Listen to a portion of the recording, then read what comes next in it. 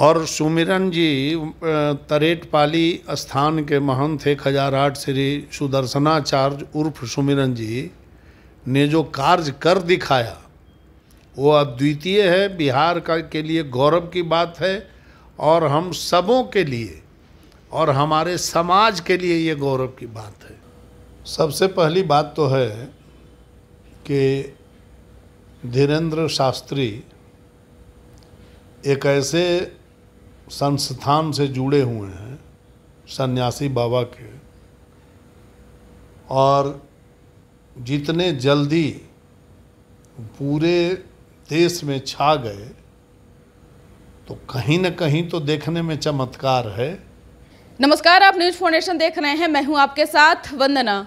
बाबा बागेश्वर धाम सरकार को लेकर बिहार में खूब राजनीति हो रही है। धर्म की राजनीति इस कदर हो रहा है कि जिस तरह से संत महात्माओं का सनातन धर्मों के प्रति जो जागरूकता फैलाई जा रही है उसे रोकने का प्रयास किया जा रहा है। बिहार में महागठबंधन के नेताओं के द्वारा धीरेन्द्र कृष्ण शास्त्री को लेकर कुछ इस तरह से प्रतिक्रियाएं दी गई कि ऐसे बाबाओं को जेल में होना चाहिए, ऐसे बाबा जो है देश में आतंक फैलाने का काम कर रहे हैं।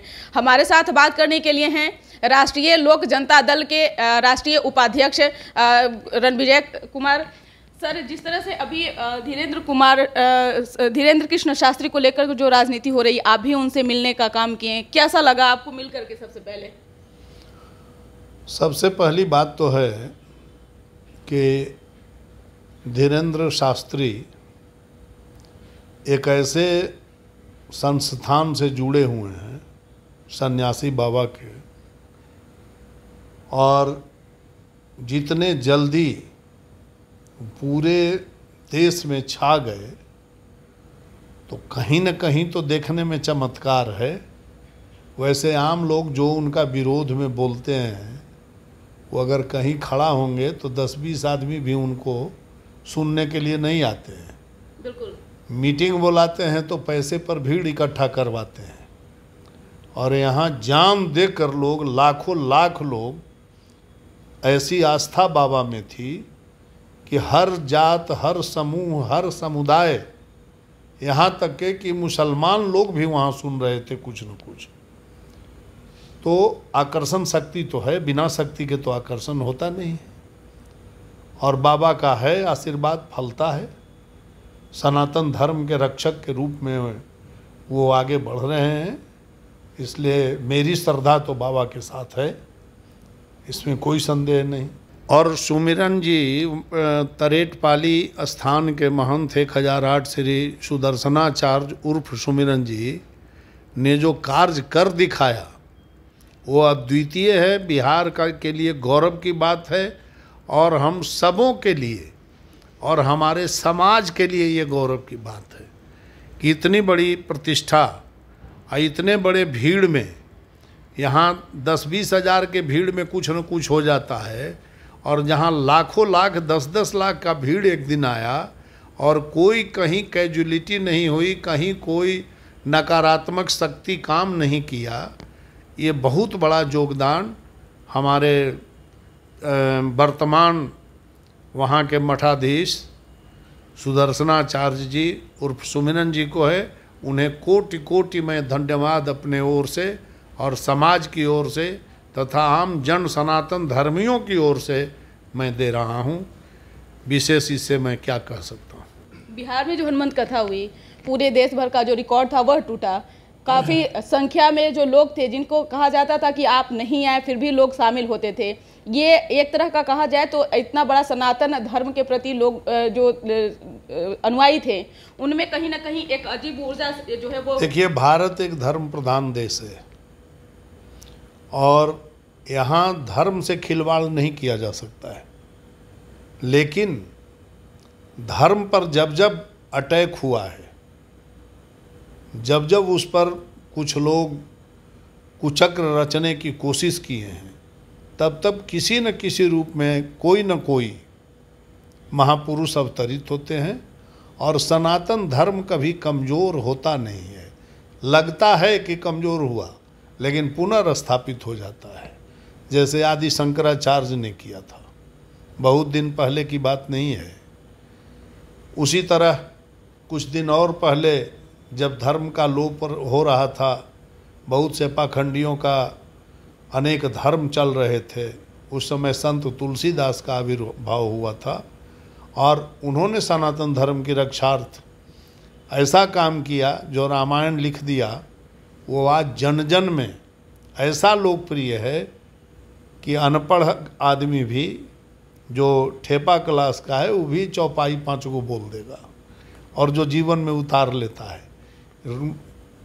वो मनुष्यों के रग रग में रामायण और राम का नाम समाया हुआ है। उसी को लेकर बाबा कह रहे थे और हनुमंत कथा कह रहे थे। हनुमान जी तो चिरंजीवी हैं, बिल्कुल, और वो तो सदैव विराजमान है, उनकी शक्ति के आगे किसका चलेगा। इसलिए ये सब बोलने चालने की बात नहीं है, वो तो साक्षात देख लेने की बात है। और जिस स्थान पर कथा हो रही थी वो स्थान अपने आप में स्वयं सिद्ध स्थान है। बिल्कुल।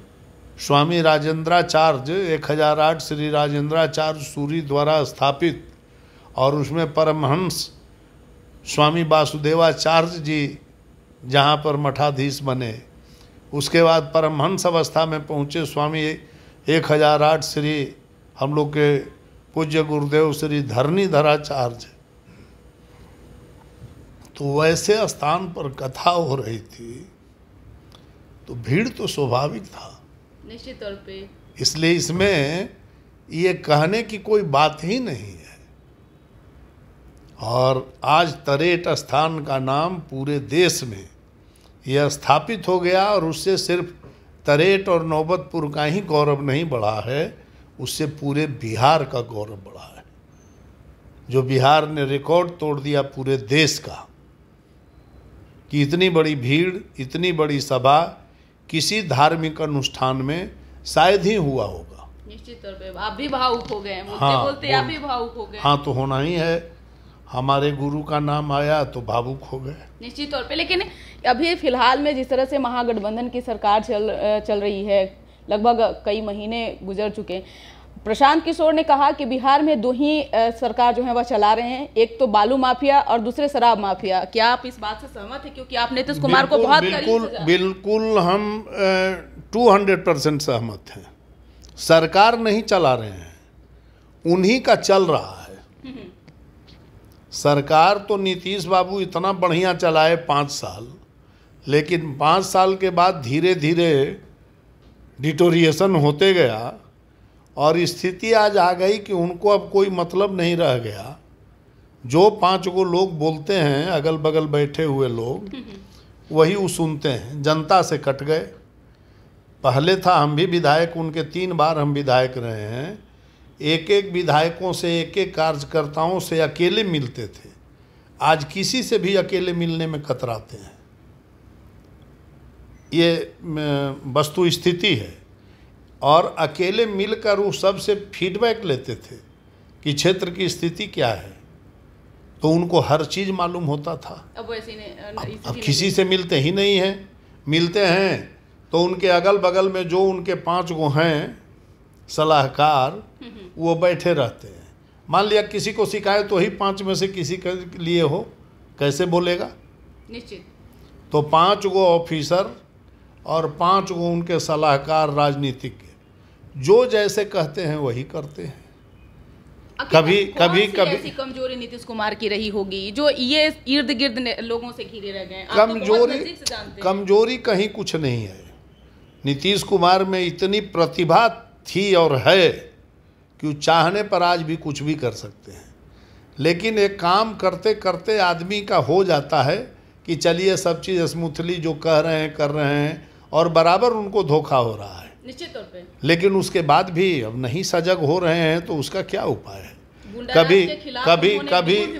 कभी यही समय था कि 2020 के ही चुनाव में 15 साल बनाम 15 साल कह के चुनाव लड़ा गया, और यही नारा था कि 15 साल का शासन राजद काल का आप देखे हैं, जो गुंडा राज, जंगल राज कहता था।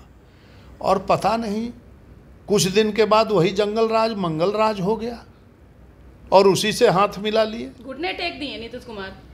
अब ये तो मैं नहीं कह सकता हूँ, क्योंकि मेरे सम्मानित नेता रहे हैं, लेकिन मिल तो गए। और दूसरी ओर जो दूसरे पक्ष हैं वो कसम खा खा कर कहते थे कि अब पलटू राम से तो कभी साथ हो ही नहीं सकता है। उन्होंने ही संज्ञा दिया था इनको पलटू राम का, और आज चाचा भतीजा दोनों गलबहियाँ दे रहे हैं, जहाँ जा रहे हैं साथ में चल रहे हैं, साथ में चल रहे हैं। पता नहीं इन लोगों के बातों का क्या भरोसा किया जाए, राजनीति का क्या दृश्य है, ये तो इन्हीं लोग के चाल चरित्र से देखने में समझ आता है कि यहाँ नैतिकता नाम की कोई चीज़ रह ही नहीं गई। न बात का कोई वैल्यू है, न कुछ कहने का वैल्यू है, और बात लंबी लंबी लोग करते हैं। तो प्रशांत किशोर ने तो ठीक ही कहा कि ये जंगल राज चल रहा है, बालू माफिया और दारू माफिया का राज चल रहा है। चूँकि स्वतंत्र हैं, देख रहे हैं पुलिस पर आक्रमण करते हैं बालू माफिया लोग, दारू माफिया लोग, और कुछ नहीं होता है, छुट्टे घूम रहे हैं पैसे के बल पर। एक अंतिम सवाल है कि नीतीश कुमार के बेहद करीब, बेहद खास रहे कई नेता, उपेंद्र कुशवाहा हो, आरसीपी सिंह हो, अजय आलोक हो, सुहेली में कई जो लोग जो जदयू को बढ़ाने का काम किए। आपने भी कई दफे विधायक बने, फिर विधायक के बाद आपने एक कार्यकर्ता होने के नाते जदयू को बढ़ाने का काम किया। ऐसे लोग क्यों एक एक करके नीतीश कुमार से जो है साथ छोड़ने लगे? जो भी नीतीश कुमार के साथ रहे, आज भी नीतीश कुमार के लिए उनके मन में हमदर्दी है। लेकिन चूंकि ये 4-5 चाटुकार ऐसे घिर गए उनसे, और काम उनका ऐसा होने लगा, और वो सब तो सब लोग बर्दाश्त कर रहा था। अल्टीमेट हो गया कि जहां आप जाके मिल गए, अब उनके साथ तो नहीं जा सकता है जिनके साथ जिंदगी भर मेरी पार्टी उसी मुद्दे पर समता पार्टी ही बनी थी। लालू प्रसाद जी के विरोध में ही, जंगल राज के विरोध में ही समता पार्टी बनी थी, और कहाँ नीति कहाँ सिद्धांत चला गया जिसका कोई पता नहीं। तो फिर साथ रहने का क्या मतलब था? आरसीपी सिंह तो पहचानते भी नहीं है, कहते हैं कि मुख्यमंत्री कौन मुख्यमंत्री हैं। अब ये तो मैं नहीं कह सकता हूँ, अब कहने के लिए कुछ कह दें। आरसीपी बाबू बड़े लोग हैं, लेकिन एक समय था कि सब करता धरता आरसीपी साहब थे, और जहाँ तक जितना पार्टी को पूरे सर्वे सर्वा उनको बनाया गया था, पता नहीं क्या कारण हुआ नहीं हुआ, वो अलग बात है, वो उन दोनों की मुद्दा है। लेकिन ये कैसे लोग कह सकता है कि नीतीश कुमार को कोई पहचानता नहीं है? ये तो नहीं उचित बात है। वैसे आरसीपी बाबू बड़े संगठन करता है, पार्टी में बहुत परिश्रम करके उन्होंने पार्टी को इतने बूथ लेवल तक पहुंचाया था। ये उनका योगदान तो रहा है जदयू में। पता नहीं किस कारण से दोनों में मतभेद हुआ, ये हम लोग नहीं जानते। बहुत बहुत शुक्रिया बात करने के लिए। तो आप सुन रहे थे क्या कुछ कहना था राष्ट्रीय लोक जनता दल के राष्ट्रीय उपाध्यक्ष डॉक्टर रणविजय कुमार का, जिन्होंने साफ तौर से कहा कि कई कारण रहे हैं नीतीश कुमार से अलग होने का, जिसमें एक मुख्य कारण यह रहा कि नीतीश कुमार के इर्द गिर्द जो 5 अधिकारी और 5 नेता हैं वह उनका पीछा नहीं छोड़ रहे हैं। एक समय था नीतीश कुमार से एक एक कार्यकर्ता मिलकर बात करते थे, अपनी बात को बताते थे, लेकिन अब वैसी स्थिति जो है वह जदयू की नहीं रही। फिलहाल इस पर बस इतना ही। बने रहिए न्यूज़ फाउंडेशन के साथ। धन्यवाद।